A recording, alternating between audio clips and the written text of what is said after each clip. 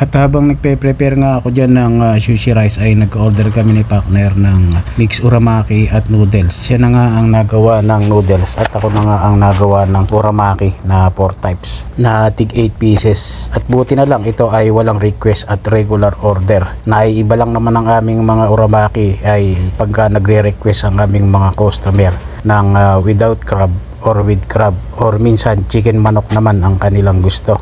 Pero this time ay regular order naman po ang aming gagawin. Kaya naman binanatan na namin, baka banatan pa ng iba eh. At ito lang at patapos na rin kami sa aming pagro-roll.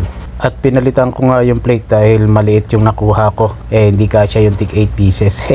Kaya naman ito at pinaglalagay na namin sa aming plate. At syempre, paglalagyan lang din natin ng mga sauce at toppings yan. At hindi na rin po natin lalagyan ng mga design para ma-serve na po yan sa aming customer. Dahil nagutom na nga daw po sila. At bago ako magpatuloy sa ating paggawa, special shoutout ko lang tong si Joko Ortega. Sabi niya, shoutout idol, magkalapit lang din tayo from Damam. At kay Boss Salisen J. Mercado, shoutout din sa iyo pre. At kay Chef Wawi at kay Chef Ton na palaging nabigay ng aking pagkain na seafood scabsa at mga ulo. Salamat mga bossing. Love you all, mga chup chup.